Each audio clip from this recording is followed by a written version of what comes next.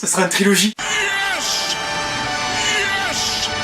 Ah que coucou tout le monde. Je ne sais pas si vous avez déjà remarqué, mais les ouvertures faciles sur les paquets de jambon, eh ben tout le monde s'en fout.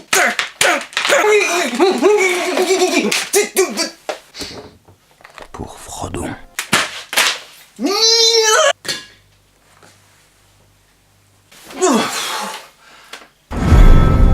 La fantasy, de manière générale, n'a pas toujours été ainsi. Il fut un temps où ce genre, exclusivement littéraire, était destiné à des connaisseurs ou à des spécialistes, si tant est qu'il y en ait eu. Cependant, aujourd'hui, la fantasy s'est ancrée dans la culture populaire et attire de plus en plus d'adeptes, que ce soit par l'intermédiaire de films, de romans et autres jeux vidéo et jeux de société. Si bien qu'il est très compliqué pour un passionné de ne pas avoir parmi toutes ses richesses son joyau préféré, son joyau ultime. L'œuvre qui nous a fait découvrir ce genre et qui s'est tellement ancrée en nous que l'on vient à prier que par lui. La création indémodable, intemporelle, éternelle, pour qui on passerait sa vie à trouver des arguments de défense ou de propagande. L'œuvre ultime qui met en PLS le terme d'objectivité. Et c'est bien de cela que j'ai envie de vous parler aujourd'hui. À travers 3 grands supports par lesquels ruisselle nombre d'œuvres de fantasy, je vais vous présenter ce que j'aime à appeler ma Triforce de la fantasy. En essayant d'expliquer pourquoi, comment, qu'est-ce que, qui, que, quoi, où et donc Ornicar. Quitte à vous présenter des œuvres, autant que ce soit un minimum construit. Par ailleurs, si à la suite de ce visionnage, vous vous rendez compte que vous possédez une telle liste, je serais curieux de la connaître. N'hésitez donc pas à la laisser dans l'espace commentaire. C'est vachement niais quand même. Et qui sait, peut-être allez-vous me faire découvrir de nouveaux horizons. Mais pour le moment, restons égoïstes et commençons.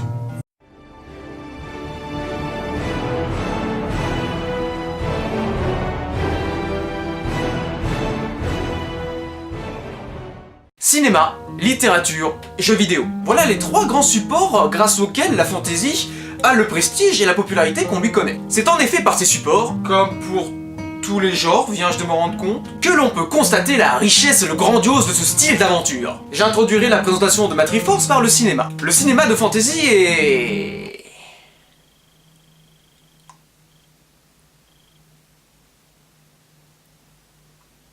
marrant.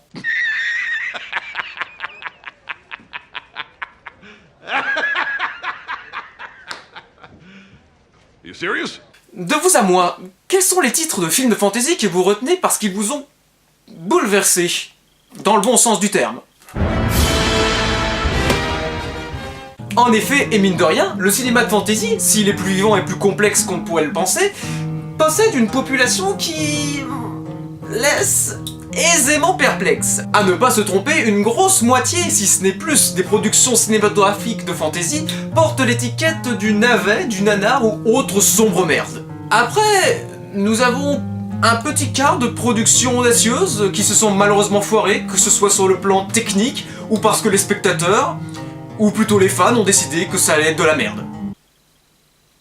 Ouais non mais là je vais me faire défoncer en fait. Et enfin le dernier quart représentant les quelques films que tout le monde a appréciés. Mais je digresse. Pour ce qui est de mon film de référence, il s'agit d'un gros morceau. Une histoire épique dans un monde fantastique et grandiose, offrant des paysages spectaculaires et des décors à couper le souffle, mettant en scène des personnages émouvants et attachants, le tout servi par une bande-son exquise d'un compositeur extraordinaire. Et en plus de ça, une série préquelle a été prévue prochainement.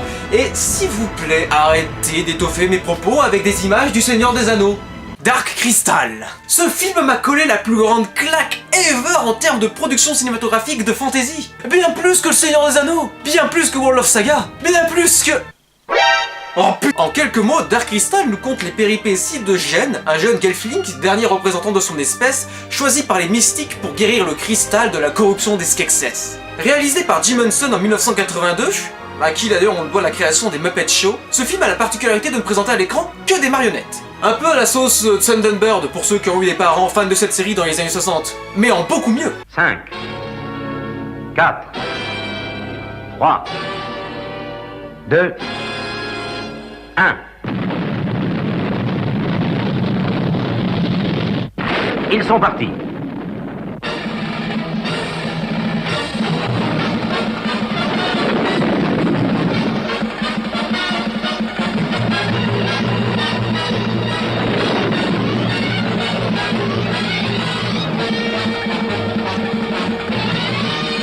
Car encore aujourd'hui, il est difficile, si ce n'est impossible, de voir les acteurs bouger les marionnettes. Et malgré les 30 balais du film, le niveau de détail est toujours aussi ahurissant, que ce soit pour les marionnettes ou pour les décors qui sont absolument extraordinaires. De mémoire, de toutes les productions cinématographiques de fantasy, ça doit être l'une des rares à avoir fait preuve d'autant d'originalité.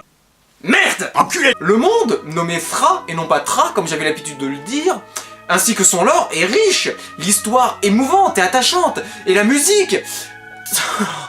Oh mon dieu, et cette musique!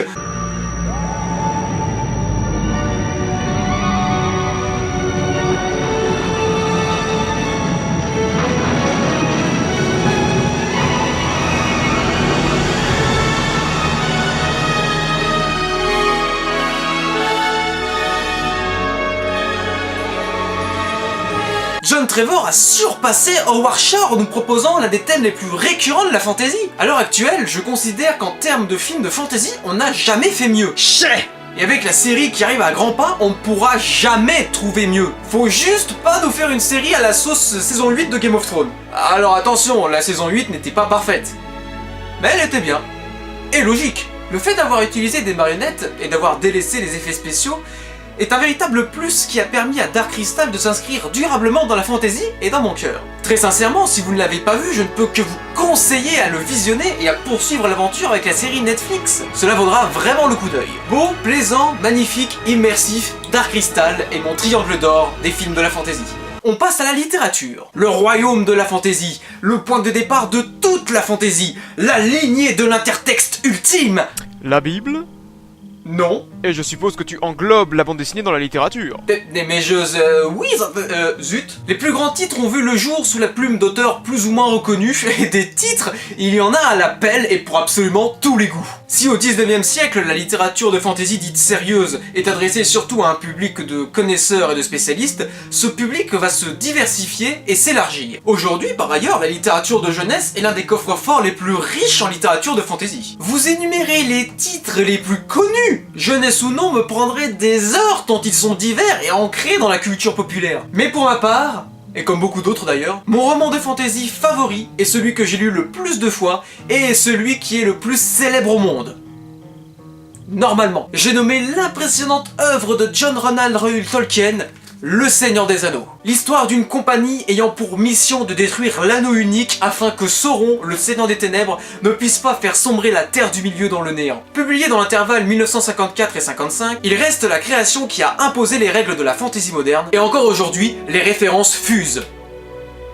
Mais pour combien de temps encore? En effet, et selon les dires de Anne Besson, à qui l'on doit le dictionnaire de la fantasy, refaire le Seigneur des Anneaux aujourd'hui serait indigeste et indémodé. Chose qu'il était déjà vu que la plupart des lecteurs ne sont jamais allés au-delà du prologue. Ce livre traite dans une large mesure des hobbits et le lecteur découvrira dans ses pages une bonne part de leur caractère et un peu de leur histoire. Oh putain, ça me fait chier. Le Seigneur des Anneaux se ferait-il trop vieux au point de se faire détrôner par une autre saga littéraire? N'y pense même pas. Mais pour l'heure, le Seigneur des Anneaux reste l'empereur des incunables, toile d'une extraordinaire épopée en Terre du Milieu. Il est vrai que lire le Seigneur des Anneaux, et par extension du Tolkien, est une véritable épreuve. Allergique aux descriptions et aux dialogues sans fin ni fond, s'abstenir. Mais on ressort de cette lecture titanesque changé. Il est impossible de voir la fantaisie de la même manière. Complet et complexe, le Seigneur des Anneaux demeure le livre à lire pour tous les amoureux du genre de la fantaisie. La traduction de Francis Ledoux.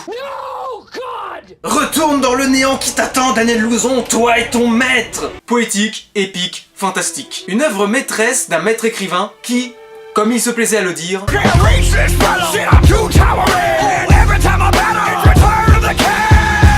voilà donc mon triangle d'or dans le domaine de la littérature. Passons au magnifique monde du jeu vidéo. Il est vrai qu'en tant que pseudo-geek et en nouveau amateur de je ne peux pas passer à côté du monde virtuel. Et comment m'en blâmer? À l'heure actuelle, c'est bien le monde du jeu vidéo qui a pris le pas pour faire revivre la fantasy. Déclaration très métaphorique, faites attention. L'avantage du jeu vidéo, contrairement au livre ou au film, c'est que l'immersion prend une tournure tout à fait admirable qui fait que nous nous sentons bien plus impactés par ce que nous faisons dans un League of Legends que par ce que l'on lit dans un Eragon ou par ce que l'on voit dans un Narnia.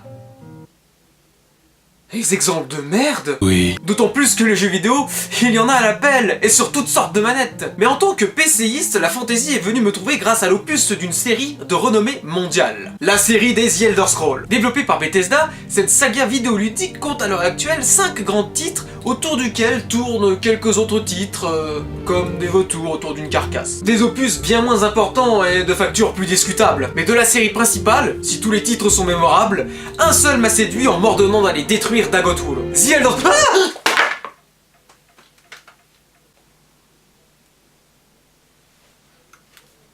The Elder... Ah merde! The Elder Scrolls 3 Morrowind.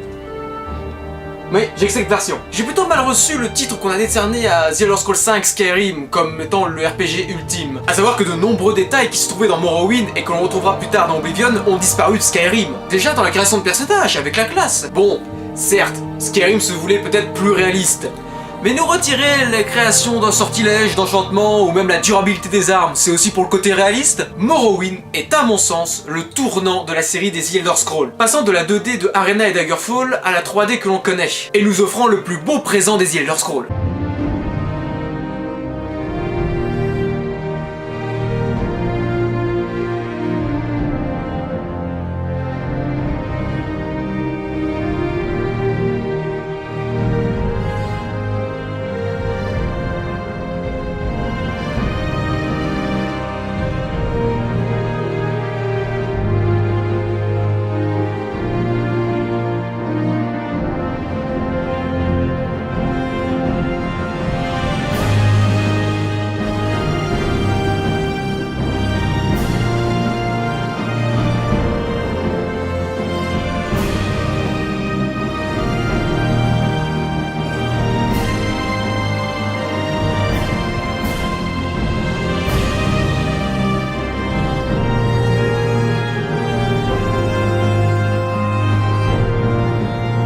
Jeremy Soule a le pouvoir de tout rendre magnifique avec son travail. Baisse les yeux! Un monde ouvert passionnant, des quêtes bien pensées, des interactions amusantes et des PNJ mémorables, la recette des The Elder Scrolls est née avec Morrowind. Et même si les graphismes peuvent rebuter facilement, dites-vous bien qu'il s'agit du seul opus où on peut faire foirer à n'importe quel moment la quête principale. C'est génial! Selon moi, c'est à lui que l'on doit décerner l'étiquette du RPG ultime, et c'est bien évidemment mon triangle d'or de fantasy dans les jeux vidéo. Et voilà, vous connaissez à présent ma Triforce de fantasy. Et si elle reste bien évidemment mes œuvres de référence, je ne reste pas fermé aux autres horizons. Laissez-moi vous le prouver d'ailleurs immédiatement. Argyle la prophétie, Balthazar Fox et Armello.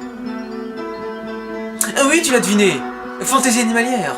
C'est donc tout sur cette petite vidéo présentation et découverte, j'espère qu'elle vous aura plu. Une fois de plus, n'hésitez pas, si vous avez également une Triforce en vous, de me la faire partager dans les commentaires, car je suis extrêmement intéressé. On se retrouvera très bientôt pour un prochain 30 questions challenge sur Zelda, mais également sur un prochain World of Earth Fantasy. Mais d'ici là, portez-vous bien, et n'oubliez pas que la fantaisie nous appartient.